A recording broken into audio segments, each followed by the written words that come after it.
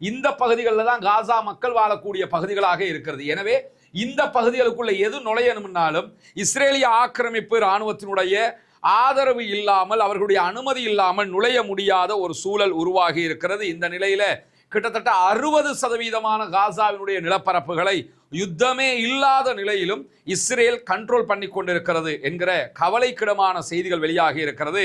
இனிமேல் அமெரிக்க அதிபர் டொனால்ட் ட்ரம்புக்கு இருப்பது ஒன்றே ஒன்றுதான். ஒன்றோ ஒரு மோசமான யுத்தத்திற்கு எங்களோடு அவர் வர வேண்டும், இல்லை என்று சொன்னால் ஒரு மோசமான ஒப்பந்தத்தில் அவர் கையெழுத்திட வேண்டும். ரெண்டுமே அவருக்கு மோசம்தான் அப்படின்னு சொல்லி எழுதியிருக்கிறாங்க. அமெரிக்காவிடமிருந்து புதிய தாக்குதல் விமானங்களை வாங்குவதற்கான ஒப்பந்தங்களுக்கு அனுமதி கொடுத்திருக்கிறது இஸ்ரேலிய அமைச்சரவை என்கிற செய்திகள் இன்றைக்கு வெளியாகி இருக்கிறது. பில்லியன் கணக்கான டாலர்கள் மதிப்புள்ள ஒரு ஒப்பந்தத்தில் அவங்க கையெழுத்திடுறாங்க. குறிப்பாக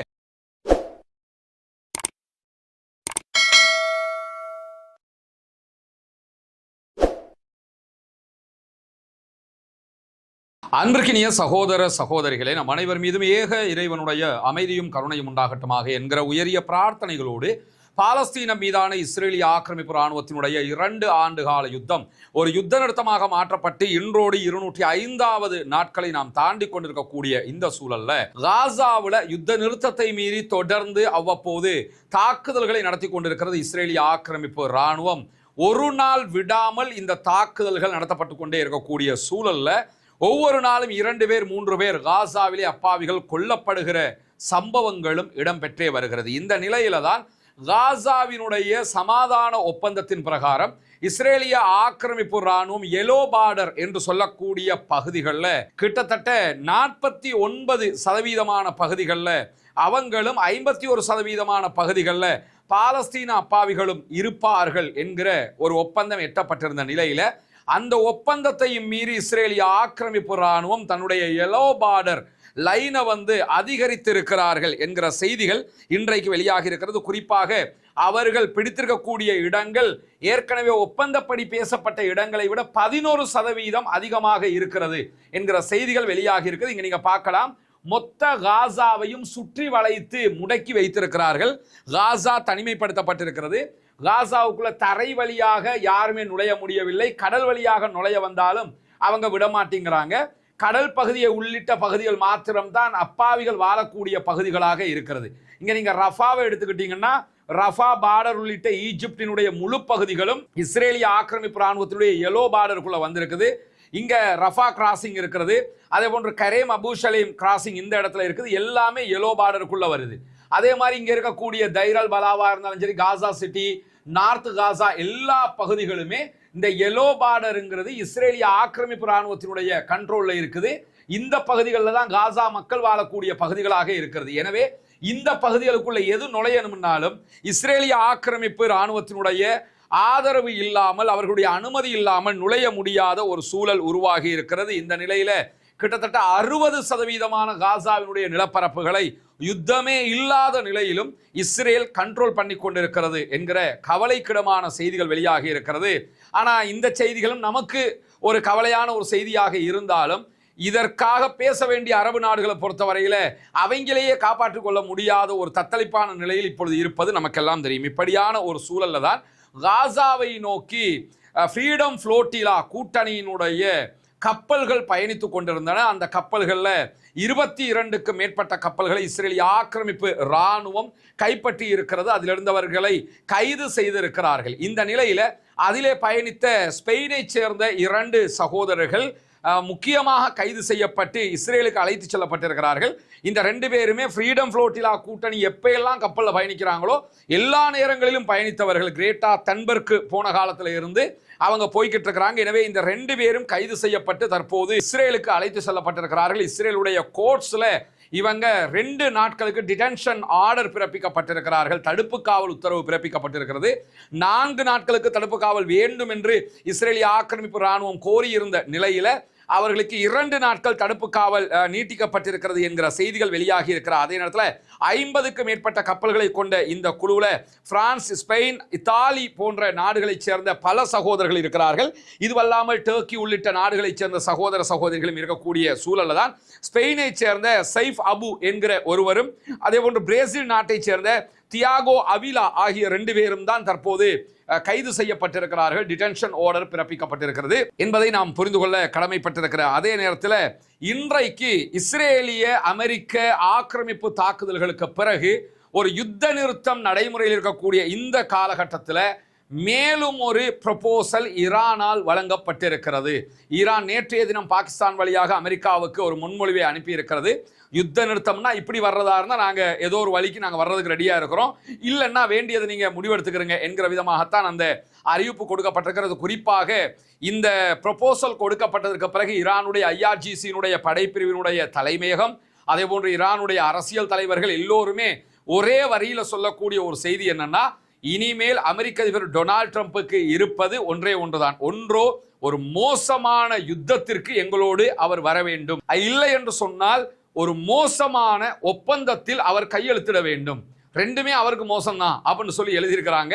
அங்கு இருக்கக்கூடிய தலைவர்களும் IRGC-னுடைய பிரிவுகளும் இன்றைக்கு அறிக்கை விடுத்திருக்கக்கூடிய நேரத்தில் தான் இன்றைக்கு 14 நிபந்தனைகளோடு கூடிய ஒரு முக்கியமான ப்ரொபோசலை தான் ஈரான் அமெரிக்காவிடத்தில் கொடுத்திருக்கிறது என்கிற செய்திகள் வெளியாகி இருக்கிறது. ஏற்கனவே ஈரான் கொடுத்திருந்த ப்ரொபோசலை அமெரிக்க அதிபர் டொனால்ட் ட்ரம்ப் ஏற்றுக்கொள்ள மறுத்துட்டாரு. ஆனால் இந்த ப்ரொபோசலை பொறுத்தவரையில் தான் ஆராய்ந்து கொண்டிருக்கிறேன் என்கிற ஒரு பதில தற்போது அமெரிக்க அதிபர் டொனால்ட் ட்ரம்ப் சொல்லியிருக்கக்கூடிய நிலையில தான் இதுல ஒரு உடன்பாடு எட்டப்படுமா இல்லையா என்கிற ஒரு மல்டி மில்லியன் கேள்வி நமக்கு முன்னால் இருக்கக்கூடியதையும் நம்ம அவதானிக்க முடியும். இப்படியான ஒரு சூழல்ல தான் பாகிஸ்தானுடைய மத்தியஸ்தம் மூலமாக தெஹ்ரான் வழங்கியிருக்கக்கூடிய இந்த சலுகையுடன் கூடிய ஒப்பந்தத்தை பொறுத்தவரையில் இதற்கு அமெரிக்கா ஏற்றுக்கொள்வதற்கான வாய்ப்புகள் நிறைய இருக்கிறது என்பது விதமான செய்திகளும் இன்றைக்கு வெளியாகி கொண்டிருக்கிறது. இதில் 14 அம்ச திட்டத்தை தான் ஈரான் முன்வைத்திருக்கிறது அமெரிக்காவிடத்தில். வாஷிங்டனுடைய திட்டம் முதன்மையானதாக 2 மாத காலத்திற்கு போர் நிறுத்தம் வேண்டும் என்று சொல்லி இருந்தது. வாஷிங்டன் கொடுத்திருந்த ப்ரொபோசல் எடுத்துக்கிட்டீங்கன்னா 2 மந்த்துக்கு நம்ம யுத்தத்தை நிறுத்துவோம், அதுக்கு பிறகு நிரந்தர யுத்தமா இல்லை சண்டையாங்கிறத பேசுவோம்னு சொல்லியிருந்தாங்க. அதற்கு ஈரான் ஒத்துக்கொள்ளாத நேரத்தில் தான் போர் நிறுத்தத்தை நீட்டிப்பதற்கு பதிலாக யுத்தத்தையே முடிவுக்கு கொண்டு வருவோம் அப்படின்னு சொல்லி ஈரான் இன்னைக்கு அறிவிச்சிருக்கிறாங்க. அனைத்து பிரச்சனைகளையும் வித்தின் 1 மந்த்துக்குள்ள நம்ம முடிவுக்கு கொண்டு வரணும், 30 நாட்களுக்குள்ளாக எல்லா பிரச்சனைகளும் தீர்க்கப்பட வேண்டும் என்று சொல்லி இந்த ப்ரொபோசல்ல ஒரு ரெட் லைனை முன்வைத்திருக்கிறது ஈரான் என்கிற செய்திகளை இன்னைக்கு நம்ம பார்க்க முடியும். ஈரான் கொடுத்திருக்கக்கூடிய 14 அம்ச திட்டங்கள்ல மிக முக்கியமான திட்டங்களாக எதிர்கால தாக்குதல்களுக்கு எதிரான உத்தரவாதங்கள் வேண்டும் என்று கேட்டிருக்கிறது. இஸ்ரேல் உள்ளிட்ட அமெரிக்கா உள்ளிட்ட எந்த நாடுகளும் ஈரான் மீது இனி ஆக்கிரமிப்பு தாக்குதல் நடத்த மாட்டோம் என்கிற ஒப்பந்தம், ஒரு உத்தரவாதம் எங்களுக்கு தரப்பட வேண்டும் என்று சொல்லியிருக்கிறாங்க. இன் ரிட்டர்ன் வேணும் என்று கேட்டிருக்கிறாங்க. அதே மாதிரி ஈரானை சுற்றி இருக்கக்கூடிய பகுதிகளில் இருந்து அமெரிக்காவினுடைய படைகள் திரும்ப பெற வேண்டும். மத்திய கிழக்கில் இருக்கக்கூடிய அமெரிக்காவுடைய தளங்களில் இருந்தெல்லாம் அவர்களுடைய ஃபோர்ஸஸை வெளியெடுக்கணும், அதெல்லாம் வைக்கக்கூடாது, அது எங்களுக்கு அச்சுறுத்தலாக இருக்குது அப்படின்னு சொல்லி ஈரான் சொல்லியிருக்கிறாங்க. அதே மாதிரி முடக்கப்பட்டிருக்கக்கூடிய பில்லியன் கணக்கான ஈரானுடைய சொத்துக்களை அமெரிக்கா விடுவிக்க வேண்டும். அதே போன்று ஈரான் மீதான தடைகளை அமெரிக்கா நீக்க வேண்டும். இந்த யுத்தத்தில் ஈரானுக்கு ஏற்பட்டிருக்கக்கூடிய இழப்புகளுக்கு இழப்பீடு வழங்க வேண்டும் அமெரிக்கா என்கிற கோரிக்கையும் ஈரான் முன்வைத்திருக்கிறார். அதே நேரத்தில் லெபனான் உள்ளிட்ட எல்லா பகுதிகள் மீதான அமெரிக்க இஸ்ரேலிய ஆக்கிரமிப்பு இராணுவங்களுடைய தாக்குதல்களும் முடிவுக்கு கொண்டு வர வேண்டும். ஹொர்முஸ் ஜலசந்திக்கான ஒரு புதிய செயல்முறை இதிலே உருவாக்கப்பட வேண்டும். இந்த ப்ரொபோசல்கள் அதில் இருக்கக்கூடியதுல மிக முக்கியமான ப்ரொபோசல்கள் என்று பார்க்கப்படுகிற நேரத்தில் தான் அணு ஆயுத ஒப்பந்தம். அணு ஆயுதத்தை ஈரான் வைத்துக் கொள்ளலாமா கூடாதா, தயாரிப்பாங்களா இல்லையா, இதுதான் பெரிய பிரச்சனை. இதுக்காகத்தான் யுத்தமே சொன்னாங்க. இந்த விவகாரத்தில் ஈரான் அணு தொடர்பான எல்லா பேச்சுவார்த்தைகளையும் மொத்தமாக ஒரு 15 வருஷத்துக்கு பின்னுக்கு போட்டுருவோம், நாங்கள் அதை பற்றி தயாரிக்கிறது இல்லை, எல்லாத்தையும் விட்டுருவோம் என்ற விதமாக ஒரு மூடலான வார்த்தையை அதில் பேசியிருப்பதான செய்திகள் வெளியாகி இருக்கிறது. ஆனால் யுரேனியத்தை செறிவூட்டுகிற தன்னுடைய உரிமைக்கு உத்தரவாதம் அளிக்கப்பட வேண்டும் என்றும் அவர்கள் சொல்லியிருக்கிறார்கள். அதாவது நாங்கள் ஆயுதத்தை உருவாக்க மாட்டோம், 15 வருஷம் வரைக்கும் நீங்கள் அதுக்கு கவலைப்படவே தேவையில்லை அப்படின்னு சொல்லக்கூடியவங்க, ஆனால் யுரேனியத்தை செறிவூட்டுவோம் அப்படின்னு இருக்கிறாங்க. இதுதான் அங்கே இருக்கக்கூடிய கேள்வியே. யுரேனியத்தை செறிவூட்டுறாங்கன்னா ஆயுதம் பண்ணுவாங்கன்ற அர்த்தம், ஆயுதம் பண்ண மாட்டோம்னா யுரேனியத்தை செறிவூட்ட கூடாதுன்ற அர்த்தம். அமெரிக்க அதிபருக்கு யுரேனியத்தை செறிவூட்டவே மாட்டோம், 0% நாங்கள் வச்சிருவோம், நீங்கள் சொல்றதெல்லாம் கேட்போம்ன்ற மாதிரி எதிர்பார்க்கிறாரு. ஈரான்காரங்க விட்டு கொடுக்குற மாதிரியே தெரியல. மிக தெளிவாக அவர்கள் இந்த பிரச்சனையில இப்படியான ஒரு செய்தியை தான் கொடுத்திருக்கிறார்கள் என்கிற நிலையில தான் இந்த முன்மொழிவு கிடைத்ததற்கு பிறகு, அனுப்பப்பட்டதற்கு பிறகு பாகிஸ்தான் வழியாக ஈரானுடைய துணை வெளியுறவு அமைச்சராக டிப்யூட்டி ஃபாரின் மினிஸ்டராக செயல்படக்கூடிய காசிம் கரிபாபாதி அவர்கள் வெளியிட்டிருக்கக்கூடிய அறிவிப்பில் என்ன சொல்றாருன்னு கேட்டா, இப்பொழுது அமெரிக்காவுக்கு இருப்பது 2 சாய்ஸ் தான். ஒன்று, இந்த ராஜதந்திர வழிமுறையை அவர்கள் தேர்ந்தெடுப்பது, இல்லை என்றால் நேரடியாக யுத்தத்திற்கு வருவது. எதை எடுத்தாலும் நாங்கள் ரெடி அப்படின்ட்டாங்க. யுத்தத்துக்கு வாரணம் வாங்க சண்டை பிடிச்சிக்கிறோம், இல்லை ராஜதந்திர ரீதியில் தீர்த்துக்கிறோமா வாங்க அப்படி தீர்த்துக்கிறோம்னு சொல்லிட்டு இந்த ரெண்டுமே உங்கள் கையில் தான் இருக்குன்னு பால உங்கள் பக்கம் போட்டோம். இனி நீங்கள் கோல் அடிக்க போறீங்களா இல்லை அவுட் கோல் பண்ண போறீங்களாங்கிறதையெல்லாம் நீங்க தான் முடிவெடுத்துக்கிறணும் அப்படின்னு சொல்லி இன்றைக்கு இந்த அறிக்கையில் அவர்கள் இந்த தகவல்களை சொல்லியிருக்கக்கூடிய நேரத்தில் இன்னும் ஒரு முக்கியமான விவகாரமும் இன்றைக்கு வெளியாகி இருக்கிறது. அது என்னன்னு சொன்னா, அமெரிக்க இஸ்ரேலிய ஆக்கிரமிப்பு தாக்குதல்கள் ஈரான் மேல நடத்தப்பட்டதுல யாருக்கு அதிக நஷ்டம்னு பாத்தீங்கன்னா அமெரிக்காவுக்கும் இஸ்ரேலுக்கும் தான் நஷ்டம். அதுக்கு பிறகு அரபு நாடுகளுக்கு நஷ்டம், அதுக்கு பிறகுதான் ஈரானுக்கு நஷ்டம் என்பதுதான் இன்றைக்கும் வெளியாகி இருக்கக்கூடிய தகவல்கள். குறிப்பாக ஈரானுக்கு எதிரான அமெரிக்க இஸ்ரேலிய யுத்தத்தினால G7 நாடுகள்ல அமெரிக்கா மிக கடுமையான எரிபொருள் விலை உயர்வை சந்தித்திருக்கிறது. அமெரிக்காவிடத்தில் எவ்வளவு பெட்ரோல் இருந்தாலும் எவ்வளவு எடுத்து அவங்க ஸ்டோர் பண்ணி வச்சிருந்தாலும் இந்த யுத்தத்தில் G7 பணக்கார நாடுகள் கூட்டணி இருக்கிறது. அந்த கூட்டணியில ஆக கூடுதலான விலைக்கு பெட்ரோல் விற்கப்படுகிறது எங்கன்னு கேட்டா அமெரிக்காவில் தான் என்கிற செய்திகள் வெளியாகி இருக்கிறது. இந்த G7 நாடுகளில் 42% விலை உயர்வு அமெரிக்காவில் ஏற்படுத்தப்பட்டிருக்கிறது. ஏற்கனவே பெட்ரோல் வித்த விலையிலிருந்து 42% விலை உயர்ந்திருக்கிறது. அமெரிக்காக்காரங்களுக்கு தேவையா இது? அதான் அமெரிக்காவுக்குள்ளேயே 60% மக்கள் இந்த யுத்தத்தை நிறுத்துங்க, இது அமெரிக்காவுக்கு எதிரான யுத்தம், டொனால்ட் ட்ரம்ப் தேவையில்லாத வேலையை செஞ்சுட்டாருன்றதான் ஏன் சொல்றாங்கன்னு கேட்டா இந்த பிரச்சனையானால தான். அதை தாண்டி G7 இருக்கக்கூடிய மற்ற நாடுகளில் கனடாவில் 24% இந்த விலை உயர்வு ஏற்பட்டிருக்கிறது. இங்கிலாந்துல 19% விலை உயர்வு ஏற்பட்டிருக்கிறது. இதை தாண்டி சவுத் ஏசிய நாடுகள் மற்ற நாடுகள் என்று எடுத்துக்கிட்டோம்னு சொன்னால் இதற்கு அடுத்ததாக அதிகமாக விலையில் பெட்ரோல் விற்கப்படுவது மியன்மரில், அதற்கு பிறகு மலேசியா, பாகிஸ்தான் உள்ளிட்ட நாடுகளில் தான் இவ்வளவு விலை உயர்வுகள் ஏற்பட்டிருக்கிறது. எனவே முதலாவது அடி யாருக்கு விழுந்திருக்குன்னா அமெரிக்காவுக்கு தான் விழுந்திருக்கிறது என்கிற செய்திகளை வால் ஸ்ட்ரீட் பேங்க் இன்னைக்கு வெளியிட்டிருக்கக்கூடியது அல் ஜசீரா சுட்டி காட்டியிருக்கக்கூடிய நேரத்தில் மத்திய கிழக்கு நாடுகளுக்கான அமெரிக்காவினுடைய விமானங்களுடைய இராணுவ விமானங்களுடைய செயல்பாடுகள் அதிகரித்திருக்கிறது என்று சொல்லி இன்றைக்கு அல் ஜசீரா ஒரு முக்கியமான செய்தியை வெளியிட்டிருக்கிறது. அதாவது மத்திய கிழக்கு அமெரிக்காவிலிருந்து பயணிகள் விமானங்களில் அதிகரிச்சிருக்குது. திடீரென்று சொல்லி ராணுவ விமானங்களுடைய பயன்பாடு அதிகரித்திருக்கிறது. ஃபிளைட் ரேடார் 24 என்கிற விமானங்களை கண்காணிக்கிற தளம் வெளியிட்டிருக்கக்கூடிய அறிவிப்பு அல் ஜசீரா சுட்டி காட்டுறாங்க. சனிக்கிழமை ஐரோப்பாவிலிருந்து மத்திய கிழக்கு நாடுகளுக்கு பயணிக்கிற அமெரிக்க விமானங்களுடைய ராணுவ விமானங்களுடைய எண்ணிக்கை சடன்லி உயர்ந்திருக்கிறது அப்படின்னு சொல்றாங்க. அசாதாரண அதிகரிப்பாக இது பார்க்கப்படுகிறது. காரணம் என்னன்னு சொன்னா, இப்பொழுது ஹொர்முஸ் வழியாக எந்த விதமான அமெரிக்க கப்பல்களும் உள்ள போக முடியாது, ஆயுதங்கள் எல்லாம் எடுத்துக்கிட்டு போக முடியாது.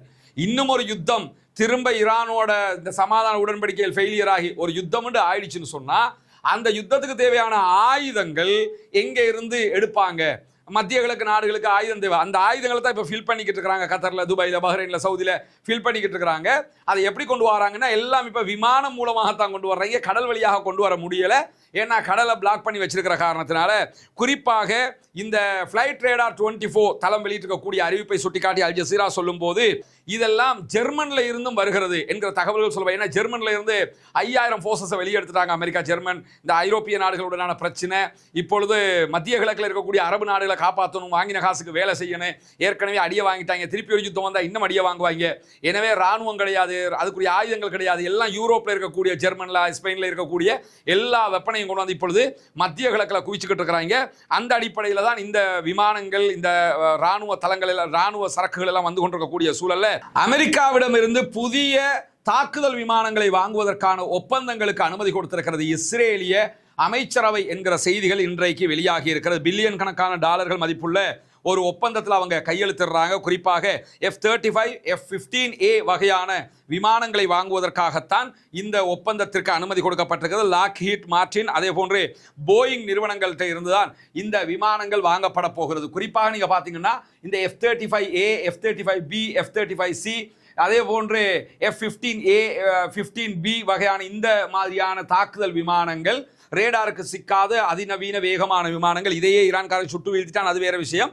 ஆனால் இந்த விமானங்கள் எந்தெந்த நாடுகள் பார்ட்னர் நேஷன்ஸாக இருக்கிறாங்கன்னு பார்த்தீங்கன்னா யூஎஸோட, UK, Australia, Italy, Canada, Netherlands, Norway, Denmark, இவங்க எல்லோருமே பார்ட்னர் நேஷன்ஸாக இருக்கக்கூடிய நாடுகள். இதே நேரத்தில் ஃபாரின் மிலிட்ரி சேல்ஸாக வெளிநாடுகளுக்கு இவங்க எந்தெந்த நாடுகளுக்கு வித்திருக்கிறாங்கன்னு பார்த்தீங்கன்னா இந்த வகை விமானங்கள் Japan, Belgium, Poland, Israel, Finland, Romania, South Korea, Switzerland, Germany, Greece, Singapore இப்படியான நாடுகளுக்கு கிட்டத்தட்ட 2, 4, 6, 8, 10, 12 மேலதிகமான நாடுகள், அதை தாண்டி யுஎஸ் உள்ளிட்ட இந்த இடத்துல 1, 2, 3, 4, 5, 6, 7, 8 கிட்டத்தட்ட 20 நாடுகள்ல தான் உலகத்தில் இந்த வகையான விமானங்கள் இருக்கு. இதுல மத்திய கிழக்குல இஸ்ரேல்கிட்ட மட்டும்தான் இருக்குது. இன்ன வரைக்கும் சவுதிக்கு கூட அவங்க இந்த ஆயுதத்தை கொடுக்கல. அப்ப எல்லாருமே இஸ்ரேலுக்கு பிறகுதான், நாங்கள் இஸ்ரேலுக்கு தான் முன்னுரிமைங்கிறது அமெரிக்காவுடைய திட்டம். அந்த வகையில் புதிய வகையான இதில் மேலதிகமான விமான படைகளை வாங்குவதற்குரிய ஒப்பந்தத்துக்கு அவர்கள் அனுமதி கொடுத்திருக்கிறார்கள் என்கிற செய்திகள் வெளியாகி இருக்கக்கூடிய காட்சிகளையும் இன்னைக்கு நம்ம பார்க்க முடிகிற அதே நேரத்தில் நமக்கு தெரியும் ஹொர்முஸ் நீர்ப்பரப்பை முழுவதுமாக ஈரான் மூடி வச்சிருக்கிறாங்க. அதே போன்று ஈரானுக்கு போகிற கப்பல்களை போக விட மாட்டோம் என்று சொல்லி அமெரிக்கா நாங்கள் ஈரானை பிளாக் பண்றோம் என்று சொல்லி அவங்களும் கேட் போட்டு வச்சிருக்கிறதாக சொல்லி கொண்டிருக்கக்கூடிய சூழல்ல அப்ப ஈரானுக்கு தேவையான பொருட்களை எப்படி எடுத்துக்கிறது, அவங்களுக்கு தேவையான உணவு மற்ற தேவைகள் இருக்குதா இல்லையா, இதற்கு என்ன பண்றதுன்னும் போது நாங்கள் எல்லாத்தையும் வழிமறைச்சிட்டோம், இனி ஒண்ணுமே பண்ண முடியாது இருக்கும் போதுதான் தற்போது முழுவதுமாக அதற்கு ஆப்படிச்சு தேவையான வேலையை பண்ணியிருக்கிறாங்க ஈரான் என்கிற செய்திகள் வெளியாகி இருக்கிறது. குறிப்பாக பாகிஸ்தான் போக்குவரத்து வழித்தடங்களை மொத்தமாக திறந்திருக்கிறாங்க. ஈரான் இனிமேல் ஐக்கிய அரபு எமிரேட்ஸ் UAE வழியாக கடல் வழியாக சரக்குகளை எடுப்பதை விட பாகிஸ்தான் வழியாக எடுத்துக்கொள்ளும். பாகிஸ்தானுடைய வர்த்தக அமைச்சகம் ஏப்ரல் 25ஆம் தேதி ஒரு அறிவிப்பை விடுத்திருந்தாங்க. இந்த ஏப்ரல் 25ஆம் தேதி அப்பாஸ் அராக்சி ஈரானுடைய ஃபாரின் மினிஸ்டர் பாகிஸ்தான்ல இருந்தாரு. அந்த நேரத்தில் இந்த அறிவிப்பை வெளியிட்டாங்க. பாகிஸ்தானுடைய நிலப்பரப்பு வழியாக பொருட்களை போக்குவரத்து ஆணையத்தின் அனுமதியோடு கொண்டு செல்வதற்கான 2026க்கான அரச ஆணை வெளியீடு செய்து வைக்கப்பட்டிருந்தது. நம்ம நாட்டில் கெசட் போடுற மாதிரி தமிழ்நாட்டில் அரசாணை வெளியிடுற மாதிரி பாகிஸ்தானில் வெளியிடுவாங்க அரசாங்கத்தினுடைய அறிவிப்புகளை. அதில் என்ன சொல்லியிருந்தாங்கன்னு சொன்னால் பாகிஸ்தானுடைய நிலப்பரப்பு வழியாக ஈரானுக்கு சரக்குகள் கொண்டு போக முடியும், அதற்கான வர்த்தமானி கெசட்டை நாங்கள் வெளியிடுறோம்னு சொல்லி வெளியிட்டிருந்தாங்க. இந்த ஏற்பாடு உடனடியாக அன்னைக்கே நடைமுறைக்கு வந்திருந்தது மட்டுமல்லாமல் இந்த ஏற்பாட்டை பொறுத்தவரை இது எப்படி 2 நாடும் செய்யறதா இருந்தால் சும்மா பேசிக்கிட்டு செய்ய முடியாதுல்ல, ஒரு ஒப்பந்தம் இருக்கணும்ல. இது ஏற்கனவே கணிச்சு ஒரு ஒப்பந்தம் பண்ணியிருக்கிறாங்க. இப்படி எல்லாம் நடந்தா என்ன பண்றது? 2008 பாகிஸ்தானும் ஈரானும் ஒரு ஒப்பந்தம் செய்து கொண்டிருந்திருக்கிறார்கள். அது என்ன ஒப்பந்தம் என்று சொல்லி சொன்னா, இது மாதிரி ஏதாவது ஒரு பிரச்சனை வந்தா நீங்க தரை வழியாக எங்களுக்கு உணவுகளை அனுப்பணும், அதுக்கான எங்களுக்கு தேவையானதை அனுப்பணும், நாங்கள் அதுக்கான பணத்தை கட்டுவோம், உங்க போர்ட்டுக்கு வந்து இறங்கும், கடல் வழியாக உங்களுடைய துறைமுகத்துக்கு எங்க சரக்கு வந்து இறங்கும், அங்கிருந்து தரை வழியாக நீங்க எங்களுக்கு அனுப்பிடணும் அப்படின்னு சொல்லி 2008 பாகிஸ்தானோட ஒரு ஒப்பந்தம் போட்டு வச்சிருக்கிறாங்க. இதுவரைக்கும் அந்த ஒப்பந்தம் நடைமுறைக்கு வரவே இல்லை, ஏன்னா தேவைப்படலை. இப்ப தேவை வந்துருச்சு, இப்ப அப்ளை பண்ணுங்கன்ட்டாங்க. உடனே பாகிஸ்தானும் அப்ளை பண்ணி இருக்கிறாங்க. குறிப்பாக பாகிஸ்தானுடைய குவாதர் துறைமுகத்தை பொறுத்தவரையில இது ஈரானுடைய சாபஹார் துறைமுகத்திலிருந்து 170 கிலோமீட்டர் தூரத்தில் தான் இருக்கிறது. எனவே ஈரானுக்கு தேவையானது எல்லாம் ஈஸியா எடுத்துக்கொள்ளலாம் என்கிற ஒரு நிலை உருவாகி விட்டது. எனவே ஈரானை நாங்க உங்களுக்கு ஹொர்முஸை மூடுறோம் என்று மூடினதுனால எதுவுமே பண்ண முடியாது, ஈரான் தேவையானது எடுப்பதற்கு பாகிஸ்தான் வழியாக எல்லா வேலையும் பண்ணிட்டாங்க அல்ஹம்துலில்லாஹ்னு சொல்லி. எனவே இதிலும் அமெரிக்கா தோல்வி உற்று இருக்கிறது என்கிற செய்திகளை இன்னைக்கு நம்ம பார்க்க முடியும். தொடர்ந்து இணைந்திருங்கள் ரஸ்மின் மைசி நியூஸ் மற்றும் ரஸ்மின் டாக்ஸ் ஆகிய 2 சேனல்களோடு. ஆக்கிரமிப்புகள் ஓய வேண்டும், ஆக்கிரமிப்பாளர்கள் ஓய வேண்டும், மத்திய கிழக்கிலே அமைதி திரும்ப வேண்டும் என்கிற உயரிய பிரார்த்தனைகளோடு தொடர்ந்தும் ஜனநாயக ரீதியாக ஆக்கிரமிப்பாளர்களுக்கு எதிராக குரல் எழுப்புவோமாக. வாஹிர் தஅவானா அல்ஹம்துலில்லாஹி ரப்பில் ஆலமீன்.